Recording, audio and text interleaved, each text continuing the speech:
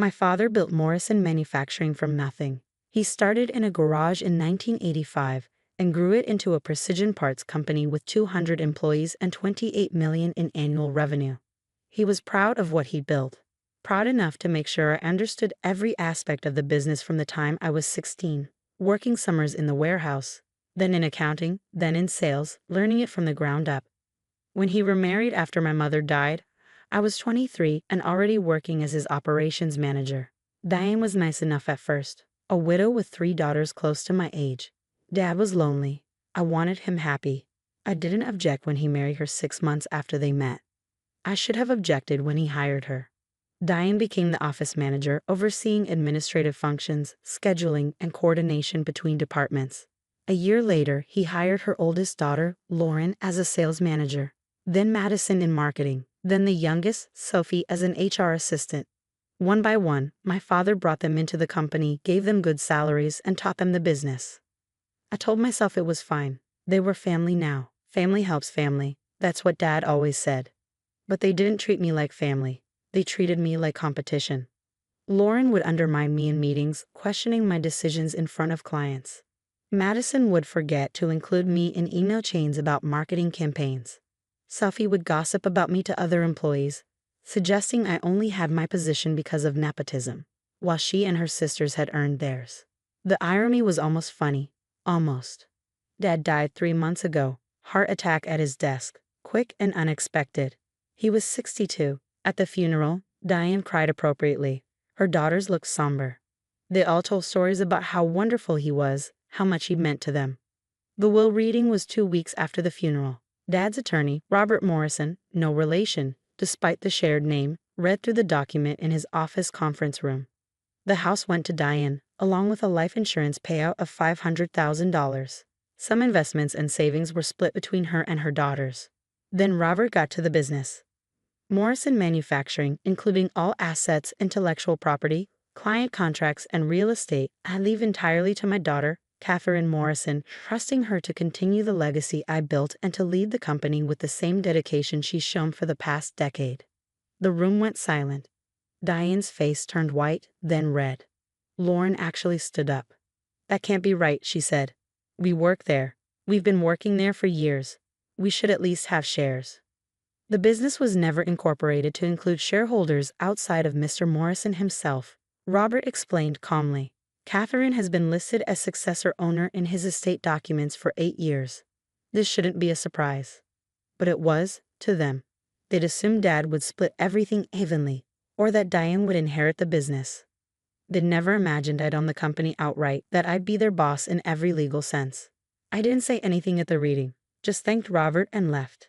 For 2 months, I ran the company the way Dad had taught me. I made decisions, approved budgets, met with clients, and managed operations. Diane and her daughters continued in their positions. We were professional at work, distant at home. I'd moved out of Dad's house the week after he died, couldn't stand being there with him anymore, and got my own apartment closer to the factory. Then last Tuesday happened.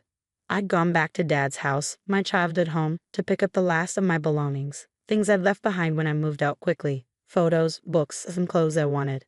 Diane wasn't supposed to be there. She told me she'd be out that afternoon. She wasn't out, neither were her daughters. I walked into my old bedroom to find them going through my closet, not packing my things, destroying them.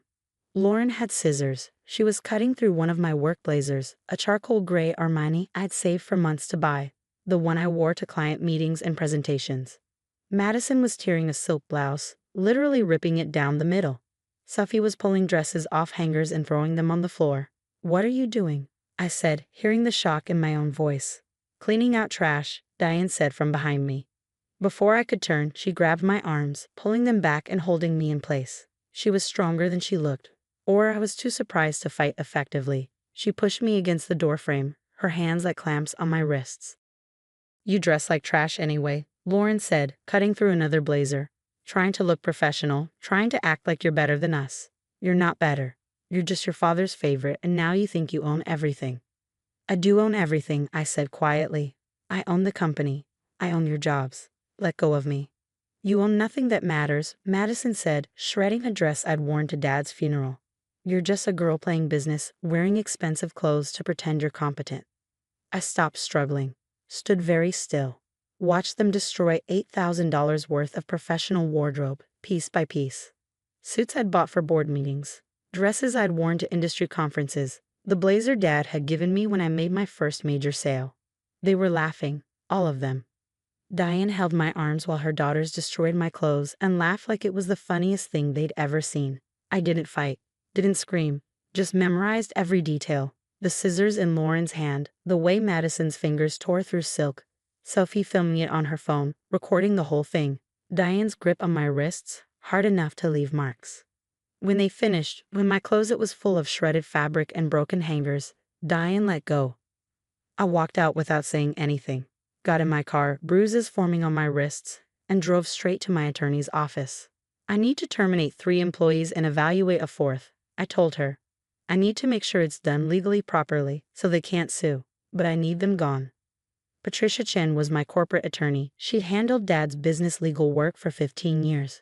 She listened while I explained what happened, showed her the photos I'd taken of my destroyed closet, the bruises on my wrists, and the video Sophie had immediately posted to Instagram before I reported it and had it taken down, but not before I saved a copy. This is assault and destruction of property, Patricia said. You could press criminal charges. I could, but I want them out of my company first. Can we terminate them? For cause? Absolutely. They assaulted the company owner and destroyed your property. Document everything. I'll work with your HR director to process the terminations. Do you have one? Sophie is the HR assistant. Obviously, she can't handle this. You'll need to bring in an outside HR consultant. I know someone. She can be there tomorrow, conduct the meetings, process everything properly. I called Margaret Williams that night. She was a former HR director who now did consulting for small companies, handling sensitive terminations and investigations.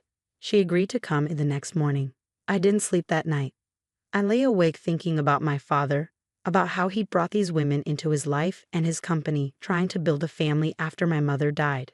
How they'd taken advantage of his generosity. How they treated me like an obstacle instead of family. The next morning, I arrived at the office at 6 a.m., reviewed documentation with Margaret, showed her the evidence, photos, video, my medical documentation of the bruises. She reviewed the employee files, their positions, their job performance records. Lawrence had 3 complaints from clients about unprofessional behavior, Margaret noted. Madison missed 4 major deadlines last quarter. Sophie has documented attendance issues. Even without the assault, you'd have cause to terminate based on performance. I want them gone today. We can do that. At 9 a.m., Margaret called Diane into the conference room. I sat beside her, with Patricia on a video call as legal counsel. Diane walked in looking confident, like she was there to discuss a project. Please sit down, Margaret said. This is a termination meeting. Diane's expression shifted. Excuse me. We're terminating your employment effective immediately. Yesterday, you physically assaulted Catherine Morrison on her private property. You held her against her will while others destroyed her personal property. There's video evidence, photographic evidence, and medical documentation of bruising. That was a family matter. It has nothing to do with work. You assaulted the owner of this company. That's grounds for immediate termination. You violated the code of conduct, created a hostile work environment, and committed criminal battery. You're fired. You can't do this. I've worked here for 12 years. You can file for unemployment. It will be denied because you were terminated for cause. Sign here to acknowledge receipt of this termination letter. Diane signed with shaking hands. Security escorted her from the building. She wasn't allowed to return to her desk. Her personal items would be mailed to her. At 10 a.m. Lauren. Same process. Same evidence. Same outcome. She cried, pleaded, and threatened to sue. Patricia calmly explained that she had no case, that the evidence was overwhelming, and any attorney would advise her not to pursue action. At 11 a.m. Madison. She was angry instead of sad, yelling about wrongful termination, about how this was personal and vindictive. Margaret let her vent, then explained the performance documentation in her file, the missed deadlines, the client complaints, and how, even without the assault, her employment had been in jeopardy. At noon, Sophie, the youngest, the one who'd filmed the whole thing and posted it online, the one who laughed the hardest while my clothes were destroyed. She tried to apologize, said she didn't know they'd go that far, that she'd just been going along with her family. You filmed it, I said, speaking for the first time since Diane's meeting. You recorded me being assaulted and my property being destroyed, and you posted it on social media for entertainment. You're fired. All four of them were gone by 1 p.m. Security had escorted each one out separately. Their computer access was revoked. Their company email addresses were disabled. Their final paychecks would be mailed within the legally required timeframe, minus the cost of any company property not returned. The office was buzzing by lunch. Everyone knew something had happened, saw the security escorts, the closed-door meetings. I sent a company-wide email at 2 p.m. Effective immediately, there have been personnel changes in management positions. Diane Morrison is no longer with the company. Lauren Morrison is no longer with the company. Madison Morrison is no longer with the company. Sophie Morrison is no longer with the company. These changes are permanent. I appreciate your continued dedication to Morrison Manufacturing. Professional, factual, no details, no drama. I promoted our assistant office manager to replace Diane. Promoted our top salesperson to replace Lauren. Hired a professional marketing director to replace Madison. Brought in a real HR professional to replace Sophie. The company didn't skip a beat. If anything, things ran smoother. The new people were qualified, experienced, and focused on work instead of family politics. Diane tried to call me 17 times that first week. I didn't answer. Lauren sent emails threatening legal action. Patricia sent her a response detailing the evidence we had and the criminal charges we could still file if she continued to harass me. Madison posted on social media about being wrongfully terminated. Several people who'd seen Sophie's video before it was taken down replied with screenshots, asking if this was about the assault. The post was deleted within an hour. Sophie tried to apologize through a mutual acquaintance, said she understood now that what they'd done was wrong, that she was sorry, that she hoped we could move past this as family. We weren't family. We'd never been family.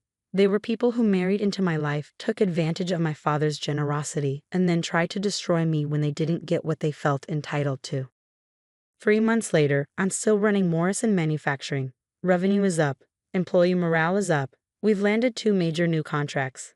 The board of advisors I established told me they were impressed by how I handled a difficult personnel situation with professionalism and clear documentation. Diane filed for unemployment. It was denied. She tried to appeal. It was denied again. She burned through most of her life insurance money on legal consultations, trying to find someone who'd take her case. No one would. Lauren found a job in sales at a smaller company but was let go after 3 months. Apparently, clients Googled her name and found information about her termination from our company. Word spreads in our industry. Madison moved to another state, trying to start fresh somewhere people didn't know her history.